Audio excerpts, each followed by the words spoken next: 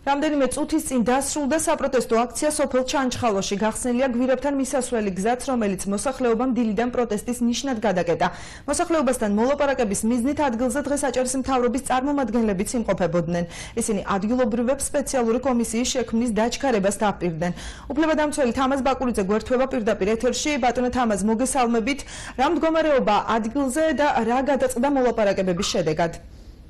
მოგესალმებით, მივესალმები ტელეარხის მაყურებელს, რა თქმა უნდა, ვითარება დიდი იყო ძალიან გადაჭრილი სოფელში, იმიტომ რომ მოსახლეობის განწყობა იყო ასეთი, რომ იმ შემთხვევაში თუ მთავრობის წარმომადგენლები არ ამოიძებდნენ მოსახლეობასთან სასაუბრო და არ გაგრძელდებოდა დიალოგი, მოსახლეობა მიმართავდა პროტესტის შედეგებს, რომელიც ამით გადაიკეთებოდა გვირაბთან მისასვლელი ჩანჩხალოს პრობლემა ახლა მაყურებლების ცნობილია და ყველა ვიცით, რომ საქართველოში ჩანჩხალო ერთ-ერთი ხეობა, რომელიც საკმაოდ რისკის ქვეშ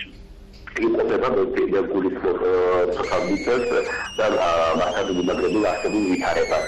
გვირაბის გაყალიბება და ეს პროცესი დააჩქარა დღისიდან დახულოს სოფელში სახლები, რომელსაც უწევდა ახალი გვარები, რაღაც შექმნა ხეობაში ძალიანად სრული ოჯახში და ოჯახის ცხოვრები ახალგაზრდა თუ მოხუცი ადამიანების ესეთი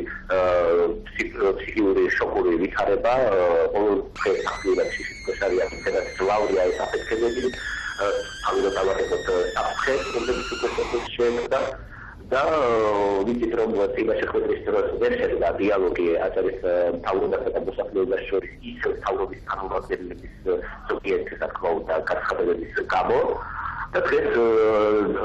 ძალიან კარგი იქნა რომ მთავრობის წარმომადგენლები ამოვიდნენ ხალხთან სასაუბრო რამდენიმე ოჯახში იყვნენ და ათვალიერეს ვითარება ადგილზე და ეს ერთი მოთხოვნა რომელიც იყო მოსახლეობის არის გათვალისწინებული ის რომ შეიძლება ხვალე სამთავრობო კომისია რომელიც შემადგენლობაში შევლენ მოსახლეობის წარმომადგენლები ასევე შევლენ არასამთავრობო ორგანიზაციის წარმომადგენლები ასევე იმ უცხოეთის წარმომადგენლები რომლებსაც უნდა დადონ დასკრა გეოლოგიური ოღონდ არასასაფრთხო არამედ დეტალური თუ რამდენია საფრთხე ამ ხეობაში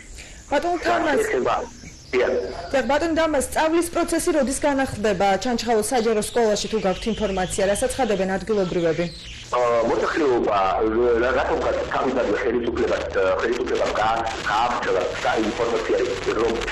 ადგილობრივი მოსახლეობა ცდილობს ბავშვებს განვითარებას და იხედებენ ბავშვებს, ეს არ არის სწორი. ვინაიდან მოსახლეობა როდესაც დაინახა რეალური